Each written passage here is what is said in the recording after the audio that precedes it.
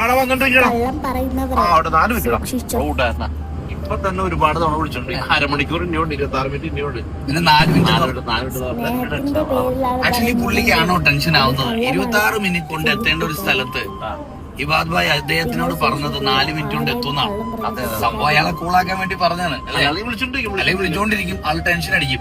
യഥാർത്ഥത്തിൽ അത് ഇബാദ് ഭായ് ആണ് ടെൻഷൻ അടിക്കാൻ പോകുന്നത്. കാരണം കണ്ണുകൊണ്ടൊന്ന് കാണുകയും മനസ്സുകൊണ്ട് വേറൊന്ന് ചിന്തിക്കുകയും ഹൃദയം കൊണ്ട് എന്തെങ്കിലും ആഗ്രഹിക്കുകയും നാവ് കൊണ്ട് വേറെന്തെങ്കിലും പറയുകയൊക്കെ ചെയ്താല് നമ്മുടെ ആത്മാവില്ലേ നമ്മുടെ കൈ നിൽക്കില്ല.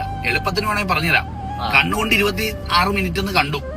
മനസ്സുകൊണ്ട് ചിന്തിക്കുന്നത് 4 മിനിറ്റ് പറയാന്ന്. ഹൃദയം കൊണ്ട് ആഗ്രഹിക്കുന്ന അയാളെ വേദനിപ്പിക്കണ്ടെന്ന്. നാവ് കൊണ്ട് വേറെന്തോ പറഞ്ഞു. ഇതൊന്നും മാച്ച് ചെയ്തില്ലെങ്കിൽ എന്ത് സംഭവിക്കും അറിയോ ഇബാദ് ഭായ്? നമ്മുടെ ബ്രെയിൻ ഒരു കെമിക്കൽ പ്രൊഡ്യൂസ് ചെയ്യും, കോർട്ടിസോൾ എന്നാണ് അതിന്റെ പേര്. കള്ളം പറയുമ്പോ നമ്മുടെ ബ്രെയിൻ പ്രൊഡ്യൂസ് ചെയ്യുന്ന കെമിക്കലാണ് കോർട്ടിസോൾ. ഇത് നമ്മുടെ ശരീരത്തെ ഹാം ചെയ്യും. നമ്മുടെ ലിവർ, കിഡ്നി, ലങ്സ്, ഹാർട്ട് പല ഭാഗവും അടിച്ചു പോകും. ശരിക്കും പറഞ്ഞാൽ കള്ളം പറയുമ്പോൾ നമ്മൾ വിചാരിക്കും ഒരു ചെറിയ കള്ളമല്ലേ, അല്ലെങ്കിൽ അവനെ വേദനിപ്പിക്കാതിരിക്കാൻ വേണ്ടിയല്ലേ. ഇതുകൊണ്ട് സംഭവിക്കാൻ പോകുന്നത് അയാളെ ടെൻഷൻ അടിക്കുകയല്ല ചെയ്യുന്നത്. ഈ കോർട്ടിസോൾ വന്ന് നമ്മുടെ ശരീരത്തിന്റെ ഓരോ ഭാഗം അടിച്ചു കളയും. അവസാനം നമ്മൾ രോഗിയായി. നമ്മളാണ് ശരിക്കും ടെൻഷൻ അടിക്കാൻ പോകുന്നത്.